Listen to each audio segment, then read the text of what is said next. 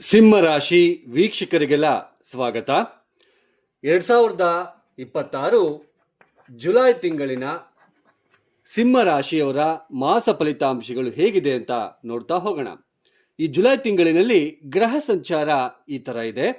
ಶನಿ ಮೀನ ರಾಶಿಯಲ್ಲಿ ಸಂಚಾರ, ರಾಹು ಕುಂಭ ರಾಶಿಯಲ್ಲಿ ಸಂಚಾರ, ಕೇತು ಸಿಂಹ ರಾಶಿಯಲ್ಲಿ ಸಂಚಾರ, ಶುಕ್ರ ಈ ತಿಂಗಳಿನಲ್ಲಿ ಸಿಂಹ ರಾಶಿ ಅಂದರೆ ನಿಮ್ಮ ಒಂದು ಜನ್ಮ ರಾಶಿಯಲ್ಲೇ ಸಂಚಾರವನ್ನು ಮಾಡ್ತಾ ಇದ್ದಾರೆ. ಇನ್ನು ಕುಜನ ಸಂಚಾರ ಈ ತಿಂಗಳು ಪೂರ್ತಿ ಕೂಡ ವೃಷಭ ರಾಶಿಯಲ್ಲಿ.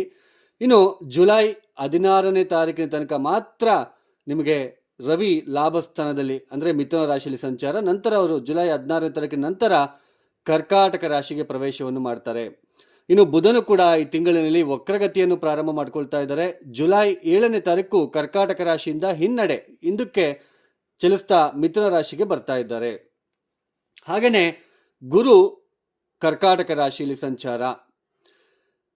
ಈ ಒಂದು ಏನು ಈ ಗ್ರಹ ಸಂಚಾರ ರೀತ್ಯ ಈ ಸಿಂಹ ರಾಶಿಯವರಿಗೆ ಮೊದಲನೇದಾಗಿ ಜುಲೈ 16ನೇ ತಾರೀಕಿನ ತನಕ ಮಾತ್ರ ನಿಮಗೆ ರವಿ ಬಲ ಇರುತ್ತೆ.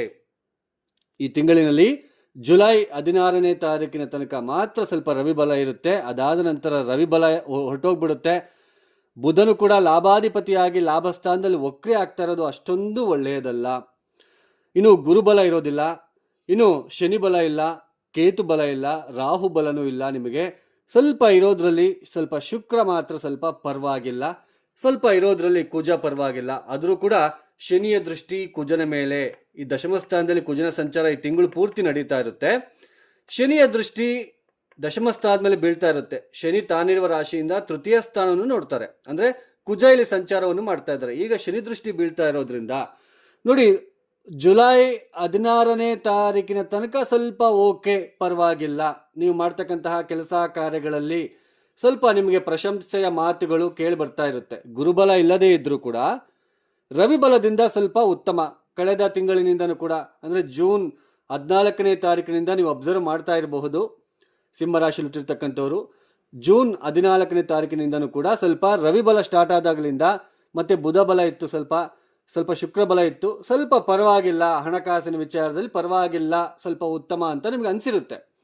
ಆದರೆ ಜುಲೈ 16ನೇ ತಾರೀಕಿನ ನಂತರ ನಿಮಗೆ ಕರ್ಕಾಟಕ ರಾಶಿಗೆ ಪ್ರವೇಶವನ್ನು ಮಾಡ್ತಾರೆ.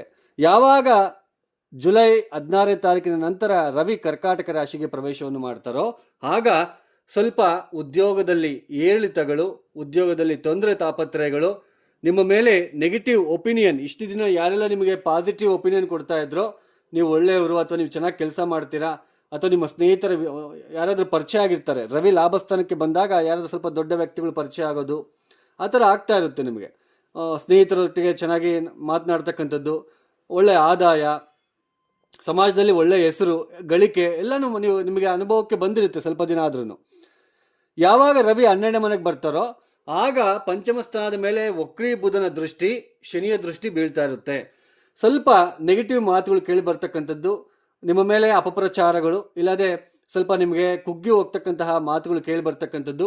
ರಾಶ್ಯಾಧಿಪತಿ 12ನೇ ಮನೆ ಕುತ್ಕೊಂಡು ನೇರವಾಗಿ 6ನೇ ಮನೇಲಿ ನೋಡೋದ್ರಿಂದ, 6ನೇ ಮನೆ ದೃಷ್ಟಿ ಬೀಳೋದ್ರಿಂದ ಇಲ್ಲೇನಾಗುತ್ತೆ ಅಂದರೆ, ಬೆಳಗ್ಗೆ ನೀವು ಏನು ಬೆಳಗ್ಗೆ ಮಾರ್ನಿಂಗಿಂದ ಎದ್ಬಿಟ್ಟು ನೀವು ಏನು ಕೆಲಸ ಕಾರ್ಯಗಳನ್ನು ಪ್ರಾರಂಭ ಮಾಡ್ಕೊಳ್ತೀರಾ, ಸಾಯಂಕಾಲ ಮಲಗೋ ತನಕ ಏನೆಲ್ಲ ನೀವು ಮಾಡ್ತೀರಾ, ಅದರಲ್ಲಿ ಇರಿಟೇಷನ್ನು, ಸ್ಟ್ರೆಸ್ ಅನ್ನೋದು ನಿಮಗೆ ಪ್ರಾರಂಭ ಆಗ್ತಾ ಹೋಗುತ್ತೆ.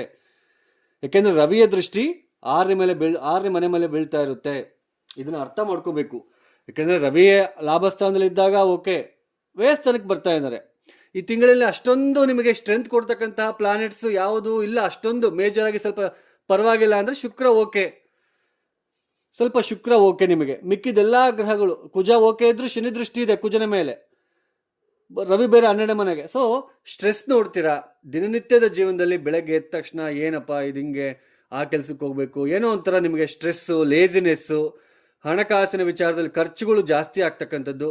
ನೀವು ಏನೇ ಮಾಡಿದ್ರು ಬುಧ ವಕ್ರಿಯಾಗಿ ಪಂಚಮ ಸ್ಥಾನವನ್ನು ನೋಡ್ತಾ ಇರೋದು, ಪಂಚಮಾಧಿಪತಿ 12ನೇ ಮೇಲೆ ಇರೋದು, ಶನಿಯ ದೃಷ್ಟಿ ಕೂಡ ಪಂಚಮ ಸ್ಥಾನದ ಮೇಲೆ ಇರೋದ್ರಿಂದ ನೀವು ಯಾರಿಗೆ ಏನೇ ಕೊಟ್ಟರು ಕೂಡ ಅಥವಾ ನೀವು ಏನೇ ಸಹಾಯ ಮಾಡಿದ್ರು ಕೂಡ ನೀನೇನು ಮಾಡಿದ್ಯಾ ಅನ್ನೋದು ಕೇಳಿ ಬರ್ತಾ ಇರುತ್ತೆ. ಯಾಕೆಂದರೆ ಪಂಚಮ ಸ್ಥಾನ ತುಂಬ ಮುಖ್ಯ, ಪೂರ್ವ ಪುಣ್ಯ ಸ್ಥಾನ.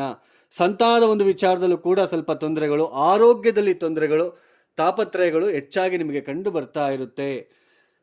ಅಂದರೆ ರಾಶ್ಯಾಧಿಪತಿ 12ನೇ ಮನೆಯಲ್ಲಿರೋದ್ರಿಂದ ಸ್ವಲ್ಪ, ಮತ್ತೆ ಕುಜನ ಮೇಲೆ ಶನಿಯ ದೃಷ್ಟಿ, ಸಪ್ತಮ ಸ್ಥಾನದಲ್ಲಿ ರಾಹು. ಸೊ ಈ ಥರ ಇರೋದ್ರಿಂದ ಸ್ವಲ್ಪ ನಿಮಗೆ ತೊಂದರೆ ತಾಪತ್ರಯಗಳು ಇರುತ್ತೆ. ಆದರೂ ಕೂಡ ಜನ್ಮರಾಶಿಯಲ್ಲಿ ಶುಕ್ರ ಇರೋದ್ರಿಂದ ಏನಾಗುತ್ತೆ, ಯಾರಾದರೂ ಒಬ್ಬರು ನಿಮ್ಮ ಸ್ನೇಹಿತರು, ಯಾರಾದರೂ ಗೊತ್ತಿರತಕ್ಕಂಥವ್ರು, ನಿಮ್ಮ ಸುತ್ತಮುತ್ತ ಇರ್ತಕ್ಕಂಥವ್ರು ಒಬ್ಬರಾದರೂ ನಿಮ್ಮನ್ನು ಮೆಚ್ಕೊಳ್ತಾರೆ, ನಿಮಗೆ ಸಮಾಧಾನದ ಮಾತುಗಳನ್ನು ಹೇಳ್ತಾರೆ. ಯಾಕಂದರೆ ಶುಕ್ರ ಜನ್ಮರಾಶಿಯಲ್ಲಿ ಇರೋದು. ಸೊ ಒಟ್ಟಾರೆಯಾಗಿ ಸಿಂಹರಾಶಿಯವರಿಗೆ ಸ್ವಲ್ಪ ಅಷ್ಟೊಂದು ಅನುಕೂಲಕರವಾಗಿರ್ತಕ್ಕಂತಹ ಸಮಯ ಅಂತೂ ಇದಲ್ಲ. ಆದರೆ ಇದೇ ಥರ ನಿಮ್ಮ ಜನ್ಮ ಜಾತಕ ಅಂತ ಇರುತ್ತೆ. ಶನಿ ಎಲ್ಲಿದ್ದಾನೆ, ಕುಜ ಎಲ್ಲಿದ್ದಾನೆ, ರವಿ ಎಲ್ಲಿದ್ದಾನೆ, ಲಗ್ನ ಯಾವುದು, ಯಾವ ಲಗ್ನದಿಂದ ಎಲ್ಲಿ ಎಷ್ಟನೇ ಮನೆಯಲ್ಲಿ ಗ್ರಹಗಳಿದ್ದಾರೆ, ಅವರು ಯೋಗಕಾರಕರ, ಯಾವ ದಶಾಭುಕ್ತಿ ನಡೀತಾ ಇದೆ, ಅದ್ರ ಮೇಲೆ ನಮಗೆ ಇಂಪ್ಯಾಕ್ಟ್ ಅನ್ನೋದು ಇರುತ್ತೆ. ಗೋಚಾರದಲ್ಲಿ ಯಾವುದೇ ಗ್ರಹಗಳು ಎಲ್ಲಿ ಓಡಾಡ್ತಾ ಇರ್ತಾರೆ, ಸಂಚಾರವನ್ನು ಮಾಡ್ತಾ ಇರ್ತಾರೆ. ಬಟ್ ಯಾವ ದಶ ನಡೀತಾ ಇದೆ, ಶನಿ ದಶ ನಡೀತಾ ಇದೆ, ಯಾವ ಕುಜ ದಶ ನಡೀತಾ ಇದೆ. ಯಾಕಂದರೆ ಅಷ್ಟಮ ಶನಿ. ಇವಾಗ ಯಾರಿಗಾದ್ರೂ ಶನಿ ಮಹಾದಶ ನಡೀತಾ ಇದ್ರೆ, ಶನಿಯಲ್ಲಿ ಏನಾದರೂ 0, 1, 2 ಬಿಂದುಗಳು ಕೊಟ್ಟಿದ್ರೆ, ಅಷ್ಟಕವರ್ಗ ಬಿಂದುಗಳು, ತುಂಬ ಪರಿಣಾಮಗಳು, ತುಂಬ ನೆಗೆಟಿವಿಟಿ ಇರುತ್ತೆ, ತುಂಬ ಕಷ್ಟ ಆಗ್ತಾ ಇರುತ್ತೆ. ಕುಟುಂಬದ ಜೀವನದಲ್ಲಿ ಸಾಕಷ್ಟು ತೊಂದರೆಗಳು, ಪರಸ್ತ್ರೀ ವ್ಯಾಮೋಹ, ಪರಪುರುಷರ ವ್ಯಾಮೋಹದಿಂದ ತೊಂದರೆಗಳೇ ಒಳಗಾಗ್ತಕ್ಕಂಥದ್ದು, ಈ ಥರ ಎಲ್ಲ ನೀವು ನೋಡಬೇಕಾಗುತ್ತೆ. ಸ್ವಲ್ಪ ನಮಗೆ ದಶಾಭುಕ್ತಿಗಳು ತುಂಬ ಮುಖ್ಯ. ಸುಮ್ಮನೆ ರಾಶಿ ಫಲಿತಾಂಶಗಳು ಅಲ್ಲ. ಜಸ್ಟ್ ಇದು ಗೋಚಾರ ಅಷ್ಟೇ. ಇದು ಗೋಚಾರದಲ್ಲಿ ಆಗ್ತಕ್ಕಂತಹ ಬದಲಾವಣೆಗಳನ್ನು ಹೇಳ್ತಾ ಇರ್ತಕ್ಕಂಥದ್ದು. ನಿಮ್ಮ ಜನ್ಮ ರಾಶಿಯಿಂದ, ಮನಸ್ಸುಕಾರಕ ಚಂದ್ರನಿಂದ ಗ್ರಹಗಳು ಎಲ್ಲೆಲ್ಲಿ ಬಂದಾಗ ನಮಗೆ ಸ್ವಲ್ಪ, ಈಗ ರವಿ ಲಾಭಸ್ಥಾನದಲ್ಲಿದ್ದ, ನೀವು ಜೂನ್ 14ನೇ ತಾರೀಕಿನಿಂದ ನೀವು ನೋಡ್ಕೊತ ಬರ್ತಾ ಇದ್ದೀರಾ. ಸ್ವಲ್ಪ ಮನಸ್ಸು ಸ್ವಲ್ಪ ಪಾಸಿಟಿವ್ ಕಡೆ ಇತ್ತು. ಸ್ವಲ್ಪ ಹಣಕಾಸಿನ ವಿಚಾರದಲ್ಲಿ ನಿಮ್ಮನ್ನು ಯಾರನ್ನಾದ್ರೂ ಮಾತಾಡಿಸ್ತಕ್ಕಂಥದ್ದು, ಒಂದು ಒಳ್ಳೆಯ ಹೆಸರು, ಇದೆಲ್ಲ ನಿಮಗೆ ಬಂದಿದೆ. ರವಿ 12ನೇ ಮನೆಗೆ ಬಂದಾಗ ಅದು ಚೇಂಜ್ ಆಗುತ್ತೆ, ಆ ಗ್ರಹ ಸ್ಥಿತಿ ಚೇಂಜ್ ಆಗುತ್ತೆ, ಆ ತೊಂದರೆ ಕೊಡೋಕ್ಕೆ ಸ್ಟಾರ್ಟ್ ಮಾಡುತ್ತೆ. ಆವಾಗ ಮನಸ್ಸು ಸ್ವಲ್ಪ ತೊಂದರೆಗೆ ಒಳಗಾಗ್ತಕ್ಕಂಥದ್ದು, ಕಷ್ಟಕ್ಕೆ ಒಳಗಾಗ್ತಕ್ಕಂಥದ್ದು ಈ ಥರ ಇರುತ್ತೆ. ಸೊ ಇಷ್ಟೇ.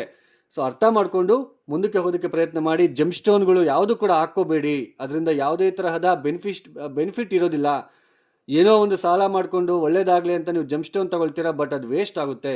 ಅದೇ ದುಡ್ಡು ನಿಮ್ಮ ಹತ್ರ ಇದ್ದರೆ ನೀವು ಬ್ಯಾಂಕಲ್ಲಾದರೂ ಇಟ್ಕೊಳ್ಳಿ, ಅಥವಾ ಯಾವುದಾದ್ರೂ ಗ್ರಹಕ್ಕೆ, ಇವಾಗ ಕುಜ ತೊಗರಿಬೇಳೆ ಒಂದು 10 kg 20 kg ಎಲ್ಲಾದರೂ ಅನ್ನದಾನಕ್ಕೆ ಕೊಡಿ. ಆ ಅನ್ನದಾನದ ಪುಣ್ಯ ನಿಮಗೆ ಸಿಗುತ್ತೆ. ಸುಮ್ಮನೆ ವೇಸ್ಟ್ ಖರ್ಚುಗಳನ್ನು ನೀವು ಆಸೆ ಪಟ್ಟು ಇನ್ಸ್ಟ್ಯಾಂಟ್ ರಿಸಲ್ಟ್ಗೋಸ್ಕರ ನೀವು ಮಾಡೋದಕ್ಕೆ ಹೋಗಬೇಡಿ ದಯವಿಟ್ಟು. ಇನ್ನು ಯಾರೆಲ್ಲ ಈ ವಿಡಿಯೋನ ನೋಡ್ತಾ ಇದ್ದೀರಾ, ಅದಕ್ಕಿಂತ ಮೊದಲು ಈ ತಿಂಗಳಿನಲ್ಲಿ ನೀವು ಏನು ಮಾಡ್ಕೋಬೇಕು ಅಂತ ಹೇಳೋದನ್ನ ಮರ್ತ್ಬಿಟ್ಟೆ, ಸಾರಿ. ಕಾಲಭೈರವ ಗಾಯತ್ರಿ ಮಂತ್ರ ಪಠನೆ ಮಾಡಿ, ಪ್ರತಿನಿತ್ಯ ಸೂರ್ಯ ನಮಸ್ಕಾರ, ಹಾಗೆ ಬುಧ ವಕ್ರೆ ಆಗ್ತಾ ಇರೋದ್ರಿಂದ ಗಣೇಶನಿಗೆ 108 ಪ್ರದಕ್ಷಿಣೆ ಮಾಡಿ, ಓಂ ಗಂ ಗಣಪತಯೇ ನಮಃ, ಓಂ ಗಂ ಗಣಪತಯೇ ನಮಃ ಅಂತ ಹೇಳ್ತಾ, ಹಾಗೆ ಕಾಲಭೈರವ ಗಾಯತ್ರಿ ಮಂತ್ರ ಬೆಳಗ್ಗೆ 108 ಸಲ, ಸಾಯಂಕಾಲ 108 ಸಲ ಮಾಡಿಕೊಳ್ಳುತ್ತಾ ಹೋಗ್ತಕ್ಕಂಥದ್ದು ನಿಮಗೆ ಉತ್ತಮ. ಯಾರೆಲ್ಲ ಈ ವಿಡಿಯೋನ ನೋಡ್ತಾ ಇದ್ದೀರಾ, ನಿಮಗೆ ಇಷ್ಟ ಆಗಿದ್ರೆ ಮಾತ್ರ ಲೈಕ್ ಮಾಡಿ, ಶೇರ್ ಮಾಡಿ, ಸಬ್ಸ್ಕ್ರೈಬ್ ಮಾಡ್ಕೊಳ್ಳಿ. ಇಲ್ಲ ಜಸ್ಟ್ ಇಗ್ನೋರ್ ಮಾಡಿ ಮುಂದಕ್ಕೆ ಹೋಗ್ತಾ ಇರಿ, ತೊಂದರೆ ಇಲ್ಲ. ಇನ್ನು ಸರ್ವೇ ಜನೋ ಸುಖಿನೋ ಭವಂತು. ಧನ್ಯವಾದಗಳು. ಜೈ ಶ್ರೀರಾಮ್.